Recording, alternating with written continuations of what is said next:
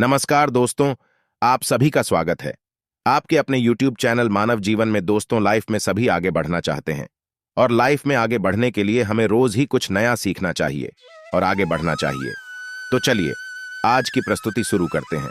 दोस्तों, यदि आप भी आपके घर की सुख शांति, संतान की कमी और धन की कमी या कर्ज से परेशान हो चुके हैं या आपका भाग्य आपका साथ नहीं दे रहा है, तो दोस्तों 23 नवंबर 2023 को एकादशियों में सबसे बड़ी एकादशी कहे जाने वाली देवउठनी एकादशी के दिन केले के पेड़ से जुड़े इस जमात गाड़ी और 100% सटीक और असरदार उपाय को आप जरूर करें और आप देखेंगे कि कुछ ही दिनों में आपकी सभी समस्याओं का हल संपूर्ण रूप से हो जाएगा। दोस्तों, एक साल में करीब 24 एकादशी पड़ती है और 23 नवंबर को पढ़ने वाली एकादशी सभी एकादशियों में सबसे बड़ी मानी जाती है और इस दिन कई हजार वर्षों बाद बहुत ही दुर्लभ और दिव्य संयोग बनने जा रहा है, क्योंकि इस दिन राज योग, अमृत सिद्धि योग और साथ ही धन लक्ष्मी जैसे कई योग बन रहे हैं और यह एकादशी गुरुवार के दिन पड़ रही है, जिस वजह से इस दिन भगवान श्री हरि सबसे अधिक प्रसन्न होने वाले हैं। इसीलिए दोस्तों, अगर आप भी भगवान विष्णु और मां लक्ष्मी से इस दिन जो भी सच्चे दिल से मांगेंगे वह मनोकामना आपकी जरूर पूरी होगी। वहीं दोस्तों, विष्णु भगवान को प्रसन्न करने के लिए इस एकादशी पर केले के पेड़ से जुड़ा यह उपाय जरूर करना चाहिए, जो कि आपकी किस्मत बदल देगा और आपको बना देगा मालामाल और धनवान। साथ ही इस एकमात्र उपाय से आपके सभी दुखों का नाश हो जाएगा। इसलिए दोस्तों, वीडियो को आखिर तक जरूर देखें। और दोस्तों, अगर आप भी अपने जीवन में भगवान श्री हरि विष्णु की कृपा पाना चाहते हैं तो इस वीडियो को लाइक करके कमेंट में जय श्री हरि, जय मां लक्ष्मी लिखना ना भूलें। दोस्तों, हर साल कार्तिक मास के शुक्ल पक्ष की एकादशी तिथि को देवउठनी एकादशी मनाई जाती है। देवउठनी एकादशी का दिन श्री हरि विष्णु को समर्पित है। इस दिन जगत के पालनहार श्री हरि विष्णु अपनी 4 महीने की योग निद्रा से जागते हैं। इसके बाद से ही सभी मांगलिक कार्य आरंभ हो जाते हैं। इसके अलावा देवउठनी एकादशी भगवान विष्णु को प्रसन्न करने के लिए भी बेहद उत्तम मानी जाती है। इस दिन भगवान विष्णु को प्रसन्न करने के लिए कुछ लोग व्रत रखते हैं और पूजा करते हैं। इस दिन सच्ची श्रद्धा और भक्ति भाव से भगवान विष्णु की पूजा करने से सभी मनोकामनाएं पूर्ण होती हैं। तो आइए दोस्तों, बात करते हैं देवउठनी एकादशी के दिन केले के पेड़ से जुड़े उपायों के बारे में, जो आपकी किस्मत चमका देंगे। दोस्तों, केले के पौधे की पूजा से बृहस्पति देव प्रसन्न होते हैं। तो अगर आप एकादशी के दिन केले के पौधे की जड़ में चंदन की कुछ धनिया डाल दें, जैसे चंदन के वृक्ष की डलियां यानी चंदन की छोटी छोटी लकड़ी जो हो आती है, उसका भी प्रयोग कर सकते हैं। आप 9 दलियां लेकर अगर पीले धागे में बांधकर केले के पौधे में अर्पित करते हैं, वह धागे आपको तने में बांध देने होते हैं। इससे आपके जीवन में धन का आगमन होता है, व्यापार में वृद्धि होती है, आपकी आय में वृद्धि होती है। अगर आप यह उपाय करते हैं तो धन का आगमन आपके जीवन में बना रहता है। तो यह गुरुवार के दिन करना है। सुबह के समय पहले आप स्नान इत्यादि करने के बाद जल अर्पित कर दीजिए और उसके बाद 9 छोटी छोटी दलियां जो चंदन की लकड़ी की हो तो बहुत अच्छी बात है। अगर आपके पास चंदन की ढली उपलब्ध न हो तो आप गोपी चंदन भी 9 टुकड़े 9 धागों में बांधकर टांग सकते हैं। यह आपके मन की सभी कामनाएं पूर्ण कर देता है। दोस्तों, एकादशी के दिन केले की जड़ में पानी के साथ अगर हल्दी चढ़ाई जाए, जैसे थोड़ा सा जल लीजिए और उसमें थोड़ी सी हल्दी डालें और यह अगर आप झड़ने अर्पित करते हैं ओम ब्रह्मा बृहस्पति नमः इस मंत्र के जप के साथ, तो आपका भाग्य तेज होता है। और अगर आपका भाग्य साथ नहीं देता है, आपको नौकरी मिलने में कोई बाधा आ रही है या आपके व्यापार में तरक्की रुकी हुई है, तो आपको केले के पौधे में हल्दी वाला जल जरूर अर्पित करना चाहिए। एकादशी के दिन अगर आप ऐसा करते हैं तो बहुत ही शीघ्र आपके जीवन में परिवर्तन होता है। दोस्तों, जो लोग अपनी जिंदगी में बहुत अधिक परेशान है, आपका कोई भी काम नहीं बन रहा है, और आप हर तरफ से परेशान हैं। घर में भी आपकी परेशानी है।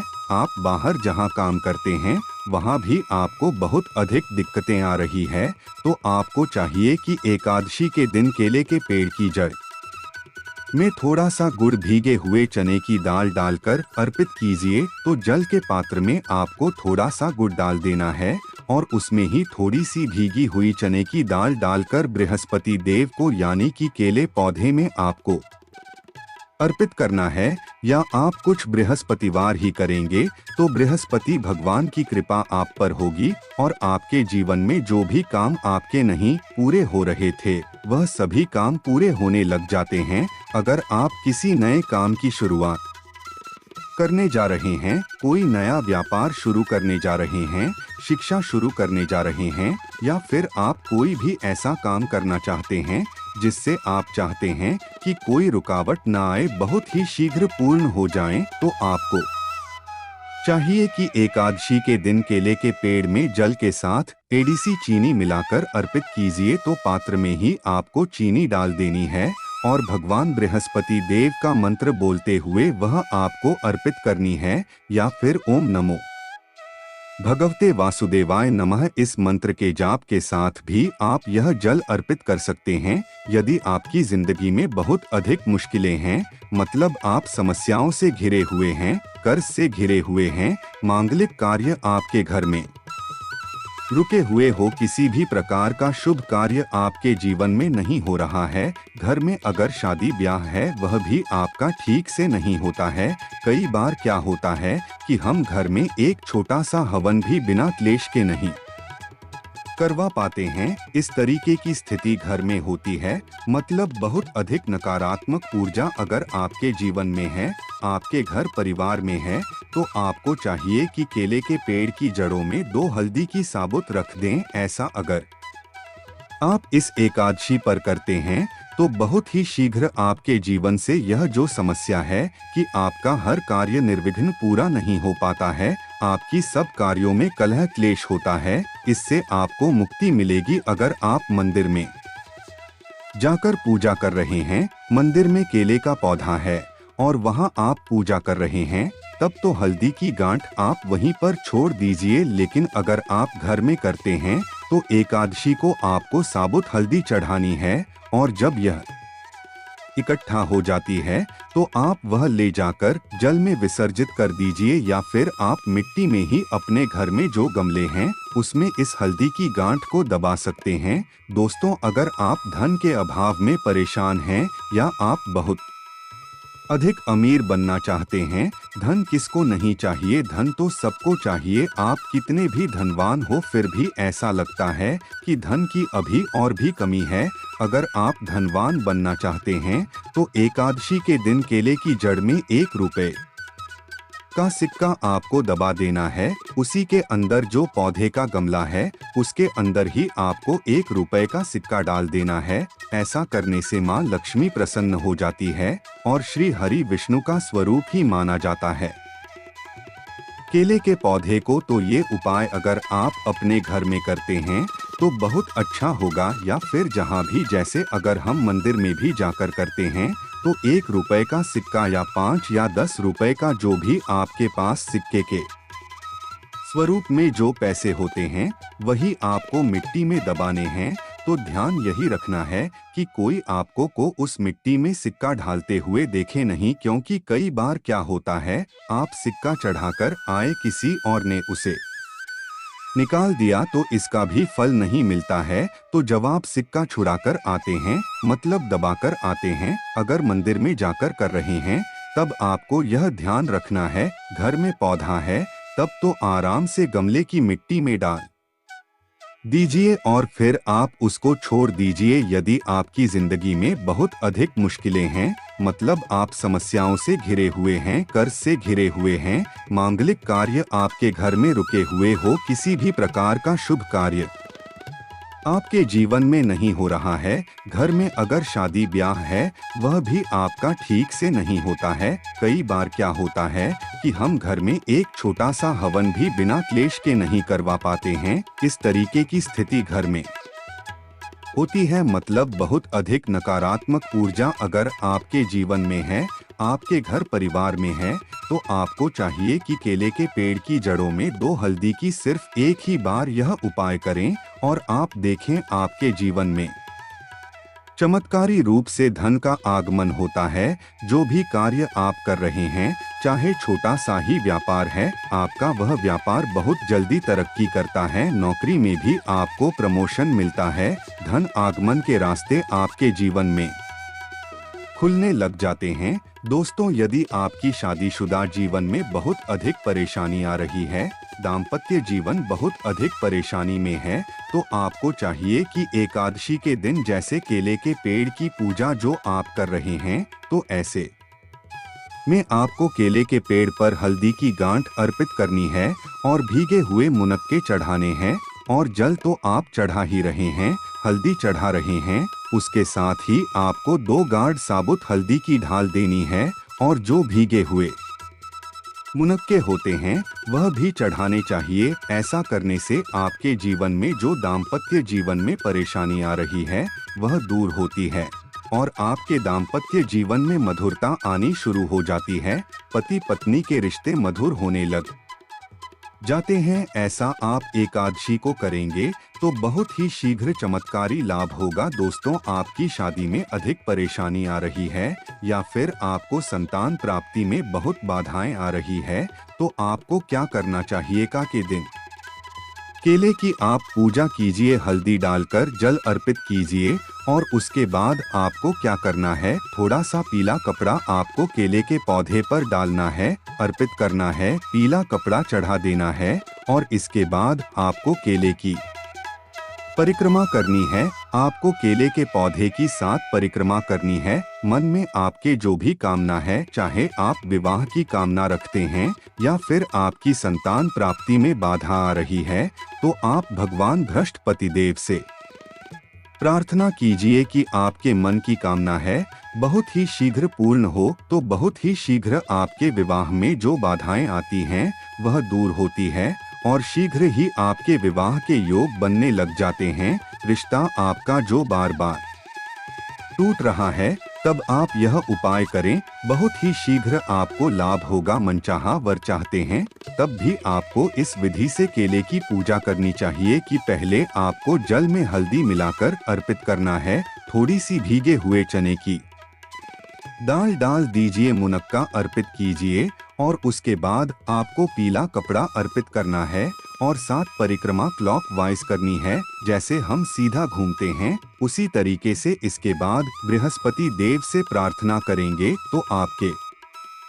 विवाह में, संतान में जो भी बाधाएं आ रही है बहुत ही शीघ्र दूर होती है। दोस्तों, एकादशी के दिन नहाने के बाद केले के पेड़ पर जल चढ़ाना बहुत शुभ माना जाता है और अगर आप हल्दी मिला हुआ जल अर्पित करते हैं तो इससे आपके सभी कार्यों में सफलता मिलती है, आपके सभी शुभ कार्य बनने लग जाते हैं। घर में अगर किसी भी प्रकार की धन की समस्या है, धन रुका हुआ है, धन का आगमन नहीं हो रहा है, आपके जीवन में सुख समृद्धि नहीं है, तो आपको क्या करना चाहिए? एकादशी के दिन केले के पेड़ पर चंदन की माला अर्पित करनी चाहिए। चंदन की माला मार्केट में आसानी से मिल जाती है, जो पूजा की दुकान होती है वहां से लीजिए और उस माला को आप केले के पौधे पर टांग दीजिए और थोड़ी सी हल्दी पौधे के झड़ने अर्पित कीजिए। जल्दी कीजिए, उसके बाद आपको थोड़ी सी हल्दी पाउडर अर्पित करनी है। इससे आपके जीवन की सभी परेशानियां दूर होंगी। आप